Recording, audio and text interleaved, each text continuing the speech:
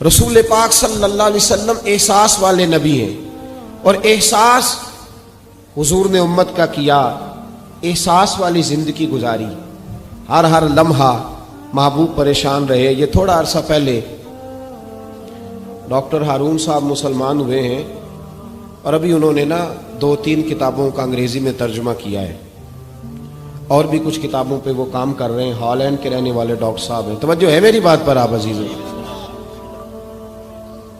Doctor صاحب کہتے ہیں کہ میں نے یہ سنا تھا کہ مسلمان دہشت گرد ہیں، یہ بم بلاسٹ کرتے ہیں۔ تو میں جہاں لفظ اسلام آتا تھا وہاں سے میں تھوڑا بچ جاتا تھا، پیچھے ہٹ جاتا تھا، لیکن میرے مزاج کے اندر یہ بات شامل تھی کہ میرے اندر اللہ نے بڑا انسانیت کا جذبہ رکھا ہوا تھا۔ تو میں ایک تنظیم قائم کر رہا تھا، میرا خیال تھا کہ ایک ایسی جماعت بناؤں کہ جو پوری دنیا کے اندر اسلام، توجہ ہے میرے عزیزوں کی، کہتے میرا خیال تھا ایسی جماعت قائم کروں کہ جو پوری دنیا میں لوگوں کی خدمت کرے اور بغیر امتیاز کے کرے، اسلام والوں کی بھی اور غیر مسلموں کی بھی۔ لیکن مجھے بڑا دھچکا رہتا تھا کہ مسلمان سخت گیر قوم ہے۔ میں نے بہت ساری جماعتوں کا منشور اور دستور منگایا، اور میں نے کہا میں اپنی جماعت کا دستور لکھوں گا تو پہلے ذرا سارا میں مطالعہ کر لوں۔ ڈاکٹروں کا ٹیبل ہوتا ہے، اس کے اوپر شیشہ لگا ہوتا ہے، نیچے وہ جو چیز ضروری ہوتی ہے وہ رکھ لیتے۔ کہتے ایک مصر کے مولانا صاحب آئے ہوئے تھے ہالینڈ کے دورے پر، اچھی انگریزی جانتے تھے، تو کسی وجہ سے علیل ہو گئے۔ میرے پاس وہ آئے اور انہوں نے دیکھا کہ میں انسانی حقوق پر کچھ لکھ رہا ہوں، کام کر رہا ہوں، تو وہ دیکھ کر کے مجھے کہنے لگے کہ ڈاکٹر صاحب آپ کوئی تنظیم قائم کر رہے ہیں؟ میں نے کہا ہاں۔ تو کہتے انہوں نے ہلکا سا ٹچ دیا، زور نہیں دیا، اور ویسے بھی جو ہلکی بات ہوتی ہے وہ ذرا دل میں جلدی بیٹھ جاتی ہے۔ کہتے ہیں ہلکا سا ٹچ دیا، کہنے لگے اگر کبھی موقع ملے تو میرے نبی پاک کی بھی سیرت پڑھ کے دیکھیں، بس ہلکی سی بات، اور وہ جملہ چھوڑ گئے۔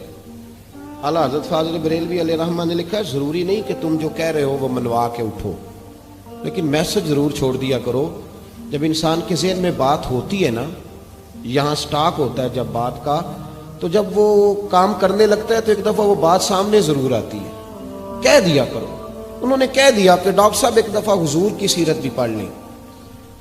کہتے ہیں میرے ذہن میں بات بیٹھ گئی، مصروف آدمی تھا، زیادہ تو نہیں میں مطالعہ کر سکتا تھا، لیکن میں ایک دن 10 منٹ گھر میں ملے تھے تو میں کمپیوٹر پہ بیٹھا، اور میں نے کہا کہ انگریزی میں جو کتابیں حضور سید عالم صلی اللہ علیہ وسلم کی سیرت کی ہیں ان کو ذرا دیکھتا ہوں۔ تو فرماتے ہیں کہ میں نے نیٹ پہ سرچ کیا، پہلی حدیث آئی اور میں کلمہ پڑھ کے مسلمان ہو گیا۔ حدیث کہاں ہے؟ سبل الہدی والرشاد میں بھی ہے، کنز المال میں بھی ہے، مسند احمد میں بھی ہے، ابن اسحاق میں بھی ہے، ابن اشام میں بھی ہے، اور شاید سیرت کی تمام کتابوں میں آپ کو روایت مل جائے۔ نبی پاک صلی اللہ تعالی علیہ وسلم کی حدیث اور روایت کرتے ہیں حضرت سلمان فارسی رضی اللہ تعالیٰ عنہ، اور ساتھ ہیں سیدنا بلال حبشی رضی اللہ تعالیٰ عنہ۔ فرماتے ہیں ہم گھر سے نکلے، حضور نے فرمایا ذرا جلدی چلو ایک ضروری کام ہے۔ فرماتے ہیں بڑی تیزی کے ساتھ آج روٹین سے ہٹ کر محبوب نے تیز تیز قدم مبارک اٹھائے، تیز تیز، اور فرماتے ہیں ایک گلی ہم نے کراس کی، دوسری گلی میں جو پہنچے تو پھٹے پرانے کپڑے، سادی سی بی بی، اور حالت بتاتی تھی کہ بیچاری کسی غریب گھر کی ہے۔ وہ سڑک پہ کھڑی تھی اور رو رہی تھی۔ میرے کریم رسول نے فرمایا بلال اسے پوچھو کیا مسئلہ ہے، کیوں روتی ہے؟ تو حضرت سلمان عرض کرتے ہیں میں نے کہا حضور میں پوچھ لیتا ہوں، آپ جائیے، کام بڑا ضروری ہے جو نکلیں، میں معلومات کرتا ہوں۔ تو محبوب نے فرمایا نہیں، اس کے آنسو پوچھنے سے ضروری کوئی کام بھی نہیں، پہلے اس کی داد رسی ہوگی، اسے پہلے پوچھا جائے گا۔ روتے نہیں رہتے لوگ گھروں میں، لوگ گزر نہیں جاتے چپ کر کے؟ کتنے لوگ تڑپتے، کون احساس کرتا ہے؟ نبی پاک سید عالم صلی اللہ علیہ وسلم رکے اور اس خاتون سے پوچھا کیا بات ہے؟ اس نے کہا کہ بات کوئی بھی نہیں، میرا ایک ہی موٹا سا مسئلہ ہے۔ کہا وہ کیا؟ کہنے لگی میں غریب ہوں، اور غریبی بذات خود بہت بڑا گناہ ہوتی ہے، لوگ بڑا جرم سمجھتے ہیں اس کو، بذات خود میں نے شروع میں کہا نا کہ مذہبی سٹیج کی بھی صدارت غریب آدمی نہیں کر سکتا، کیونکہ غریب جو ہوا جہد کول دتھی ہونی انہیں نیڑے بہنا ہے نا جی، جہد کول نہیں انہیں تو پیچھے جا کے بہنا اینڈ تے کول کہڑا دتھی ہے۔ اس سٹیج پہ بھی غریب آدمی کی صدارت نہیں ممکن ہو ہی نہیں سکتا۔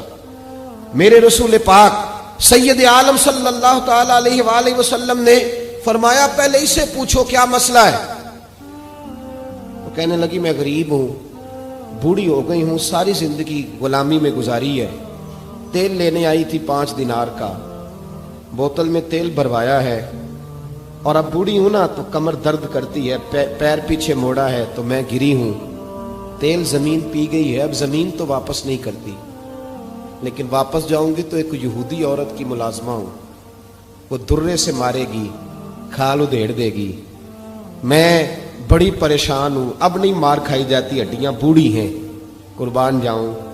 حضرت بلال کو حضور نے حکم دیا، فرمایا دوڑ کے گھر جا 5 دینار لا۔ فرماتے ہیں 5 دینار لائے، تیل خرید کے دیا، وہ پھر رونے لگی۔ فرمایا آپ کیوں روتی ہے؟ اس نے کہا بتایا نا غریب ہوں، غریب کا جرم کوئی نہیں ہوتا، لیکن پیس دیا جاتا ہے، پھر بھی مار تو اب بھی پڑے گی، اب کیوں پڑے گی؟ تو عرض کرنے لگی محبوبہ مار اس لیے پڑے گی کہ دیر سے کیوں آئی ہے۔ تو میرے کریم رسول اور وہ بی بی حضور ابھی آئے ہیں مدینہ طیبہ، امام یوسف صالحی فرماتے ہیں ابھی آئے تھے حضور، سبل الہدی والرشاد کے مصنف کہتے ہیں ابھی آئے تھے نبی پاک، وہ جانتی بھی نہیں تھی۔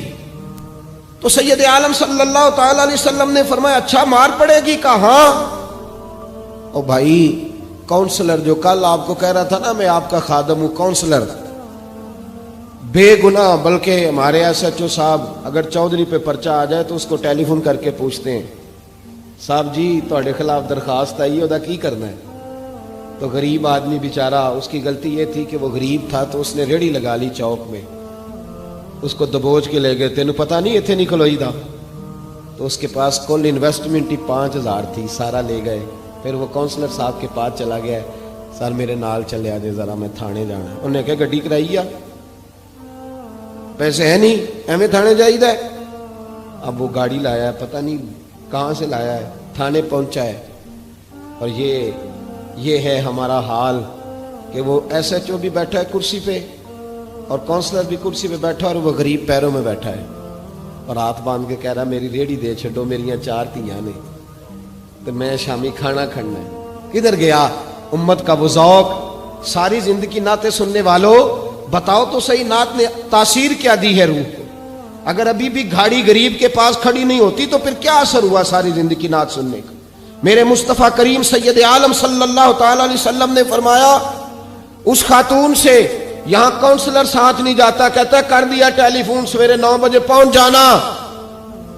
پر کائنات کی سب سے معزز شخصیت حضرت سیدنا بلال حبشی رضی اللہ تعالیٰ عنہ فرماتے ہیں میرے نبی پاک نے فرمایا بی بی چل میں تیرے ساتھ چلتا ہوں، گویا اللہ کی ساری رحمتیں اس کے ساتھ ساتھ چلنے لگی۔ اور آگے آگے نہیں، ساری کتابیں پڑھ لو، وہ پھٹے پرانے کپڑوں والی بی بی آگے آگے اور اللہ کے کریم رسول پیچھے پیچھے، ساری گلیاں اس نے پھرائی، مدینے کی صحرا آ گیا، ایک دروازے پہ دستک دی، سے مالکن آئی، وہ بی بی بعد میں کہتی ہے میں بھی بڑی ڈاڈی تھی، طاقت ہی نہیں تھی میرے سامنے کو کھڑا ہو سکے، لیکن جب میں باہر نکلی تو میں نے نور کے حالے میں لپٹی ہوئی ایک عظیم ہستی کو دیکھا۔ فرماتے محبوب کے گورے چٹے رنگ کے اوپر کالی زلفیں اور محبوب پاک کی مقدس آنکھیں جب تک بات کرتے رہے نظریں زمین پہ جھکی رہیں۔ شرم و حیا والے رسول نے بڑے میٹھے، بڑے دھیمے، بڑے خوبصورت لہجے میں کہا، بریلی کے امام فرماتے ہیں نیچی نظروں کی شرم و حیا پہ درود، بڑے دھیمے لہجے میں فرمایا تیری نوکرانی ہے تیری؟ عورت کہتی ہے میں تو حضور کے جلووں میں محو ہو گئی کہ سادگی میں اتنا حسن میں نے دیکھا ہی نہیں، تیری نوکرانی ہے؟ کہا ہاں۔ تو میرے محبوب نے فرمایا بیچاری کی غلطی کوئی نہیں، اسے مارنا نا، اس سے تیل گر گیا تھا، نیا خریدتے دیر ہو گئی، رو رہی تھی تو میں سفارش کرنے آیا ہوں۔ وہ خاتون کہتی ہے کسی کی نہیں مانی تھی، پر محبوب کے جملوں میں تاثیر اتنی تھی، ککھ سواد نہیں مشری اندر، اساں کھنڈاں وی چکھ ڈٹھیاں، انہاں ساریاں شیواں نالوں گلاں سجن دیاں مٹھیاں، فرماتے ہیں نبی پاک صلی اللہ تعالی علیہ وآلہ وسلم نے فرمایا کچھ نہ کہنا. کہنے لگی نہیں کہتی، میرا وعدہ رہا، کچھ نہیں کہوں گی. اب میرے حبیب نے پھر نظر اٹھائی اور اس غریبنی کی طرف دیکھا اور فرمایا تو اگر کہے تو میں جاؤں، تو اگر کہے تو میں خود بھیک دیں، خود ہی کہے منگتے کا بھلا ہو، تو اگر کہے تو میں جاؤں. اس نے خراج پیش کیا تو چند آنسو گرائے. کہنے لگی محبوبہ جیسے بندہ نوازی. حضور نے رخ پھیرا، حضرت بلال کہتے ہیں میں پیچھے رہ گیا تو وہ دونوں بیبیاں دوڑ کے میرے پاس آئیں. کہنے لگی بتا تو صحیح ہے کون، یہ بتا تو صحیح کون تھے. تو حضرت بلال کہنے لگی تم نہیں جانتے. جناب بلال فرمانے لگے یہی تو ہیں جنہیں اللہ نے سچا رسول بنا کے بھیجا ہے. بیبیاں دوڑ کے آئیں. کہنے لگی محبوبہ دروازے تک آئے ہو تو خالی تو نہ لوٹاؤ، مہربانی فرماؤ ہمیں بھی کلمہ پڑھا دو.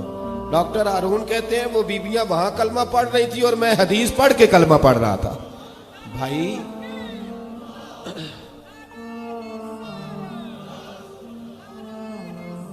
اگر دولت احساس ہے نا پھر تو زندہ ہے. جو زندہ ہوتا ہے اس میں لچک ہوتی ہے.